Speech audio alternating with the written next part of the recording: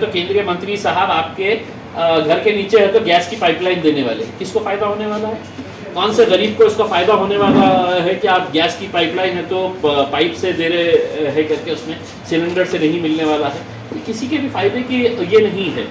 चिंता हमें इस बात की है कि साहब अभी हमने शहर की सड़कें बनाए हैं, अब गैस की पाइपलाइन के लिए खोदेंगे, फिर उसके बाद अंबानी जी है तो 5G के लिए खोदेंगे, फिर उसके बाद है तो पानी की पाइपलाइन के लिए खोदेंगे। तो हमारा ये कहना है अस्तिक कुमार पांडे साहब को कि एक मरतबा फैसला करिए, खुदेगा तो पूरा एक साथ है तो इसको ये करिए। मैं वहाँ की आवाम को यही कहूँगा कि आप आराम से सोइएगा, आपका बेटा है यहाँ पर जब तक खासदार, तो इंशाल्लाह आपकी नींद हराम नहीं होगी, आप आराम से सोते रहिए, आपका बेटा जागते रहेगा। और कोई अगर आकर ये कह रहा है कि अब मैं तोड़ूंगा, तो इतना मैं यकीन दिलाता हूँ कि इम्तियाज़ जलील जब तक है इंशाल्लाह यहाँ पर तो आपके घर के ऊपर कोई बुलडोज़र वहाँ पर पहुँच नहीं सकेगा, इतना मैं आपको यकीन दिलाता हूँ।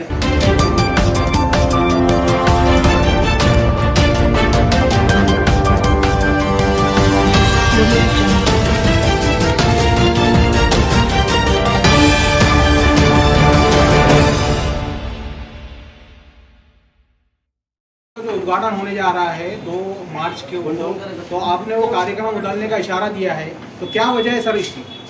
देखिए, औरंगाबाद में ही नहीं देश भर में एक स्कीम की गई थी शुरू, प्रधानमंत्री आवास योजना, जिसके तहत जो गरीब लोग हैं उनको घर देने का वादा किए थे आदरणीय नरेंद्र मोदी साहब ने, और ख़ुद अपनी तस्वीरें हैं तो उन्होंने अखबारों में छपवाए थे, होर्डिंग्स लगाए थे, बैनर्स लगाए थे, और हर भाषण के अंदर ज़ोर ज़ोर से कहते थे कि 2022 तक हर बेघर को घर देंगे।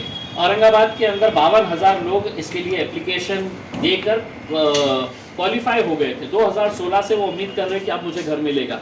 अब ये मुद्दा जब मैंने उठाया कि 2016 से 2022 होने को आया और महज 355 लोगों को ही घर दिया गया है, तो ये मुद्दा मैंने लोकसभा में उठाने के बाद urban development committee central government ने इस गंभीरता से लिया और महाराष्ट्र सरकार के 11 अधिकारियों को दिल्ली को बुलाया गया था, और वहाँ पे उन्होंने ये आश्वासन दिया कि हम 15 दिन के अंदर है तो ये ज़मीन अलॉट कर देंगे। अब ये ज़मीन अलॉट हुई हमें। अब तीसगांव के अंदर हमको ये बताया गया कि 101 हेक्टर ज़मीन जो है वो प्रधानमंत्री आवास योजना के लिए हमने दे दिए है करके, बड़े गांव में 3 हेक्टर दे दिए हैं, हरसूल के अंदर 1 हेक्टर दे दिए हैं।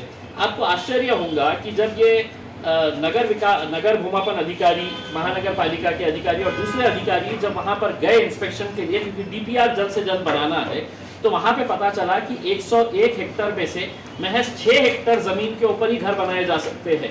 बाकी जमीन कहाँ है? तो जमीन ही नहीं है, वहां पे पहाड़ बने हुए हैं। तो अधिकारियों का ये कहना है कि वो पहाड़ तोड़ो, पहाड़ को खत्म करो और वहां पे घर बनाओ करके। खदाने हैं, वो खदाने हैं, वो खदाने, या नहीं तो अतिक्रमण है तो अतिक्रमण तोड़ो और वहां पे घर बनाओ। तो अगर राज्य सरकार को, स्थानिक अधिकारियों को और केंद्र सरकार को गरीबों को सिर्फ एक सपना दिखाने का है, तो उसी कड़ी के अंदर ये दूसरा हमारे पास लेके आ गए है एक नया फितूरा कि अब आके है तो केंद्रीय मंत्री साहब आपके घर के नीचे है तो गैस की पाइपलाइन देने वाले, किसको फायदा होने वाला है? कौन से गरीब को इसका फायदा होने वाला है कि आप गैस की पाइपलाइन है तो पाइप से दे रहे है करके उसमें सिलेंडर से नहीं मिलने वाला है? किसी के भी फायदे की ये नहीं है। चिंता हमें इस बात की है कि साहब अभी हमने शहर की सड़कें बनाए हैं, अब गैस की पाइपलाइन के लिए खोदेंगे, फिर उसके बाद अंबानी जी है तो 5G के लिए खोदेंगे, फिर उसके बाद है तो पानी की पाइपलाइन के लिए खोदेंगे। तो हमारा ये कहना है अस्तिक कुमार पांडे साहब को कि एक मरतबा फैसला करिए, खुदेगा तो पूरा एक साथ है तो इसको ये करिए, ये बार बार है तो हम खोदने नहीं देंगे। और मैं लोगों को भी ये मैं अनुरोध करूँगा कि किसी भी हालत के अंदर ये गैस लाइन पाइपलाइन के लिए ये आप अपने घरों का, अपने एरिया का रास्ता खोदने मत दीजिए।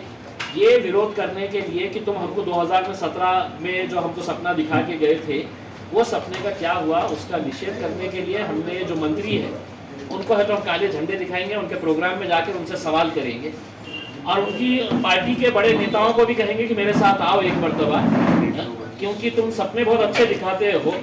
महाराष्ट्र विकास आघाड़ी, महाविकास आघाड़ी के सेना वाले हो, कांग्रेस वाले हो, NCP वाले हो या भारतीय जनता पार्टी, अगर तुमको गरीबों से कोई लेना देना है तो आओ मेरे साथ, अपन सब जाएंगे और उनसे पूछेंगे कि साहब 52,000 लोगों में से अभी तक तुमने कितने लोगों को घर बना कर दिए हैं? नहीं दे रहे, सिर्फ सपने दिखा रहे हैं। इसीलिए हम उनका निषेध करने के लिए उनको काले झंडे दिखाएंगे और उनका जो प्रोग्राम है वहाँ जाकर उनको ठेठ सवाल करने वाले हैं, जवाब उनको देना होगा। खासदार साहब, मेरा सवाल ये भी है कि कटकट की गेट की जो साकिन है अभी उनकी नींद उड़ी हुई है। इनिमी प्रॉपर्टी के नाम से 300 से 400 मकानों के जो है पीआर कार्ड जो है रद्द कर दिए गए हैं, उस पर बुलडोज़र चलाने की बात हो रही है। तो आप खासदार बोल के क्या करने वाले हैं? मैं वहाँ की आवाम को यही कहूँगा कि आप आराम से सोइएगा। आपका बेटा है यहाँ पर जब तक खासदार, तो इंशाल्लाह आपकी नींद हराम नहीं होगी। आप आराम से सोते रहिए, आपका बेटा जागते रहेगा। और कोई अगर आकर ये कह रहा है कि अब मैं तोड़ूंगा, तो इतना मैं यकीन दिलाता हूँ कि इम्तियाज़ जलील जब तक है इंशाल्लाह यहाँ पर, तो आपके घर के ऊपर कोई बुलडोज़र वहाँ पर पहुँच नहीं सकेगा। इतना मैं आपको यकीन दिलाता हूँ।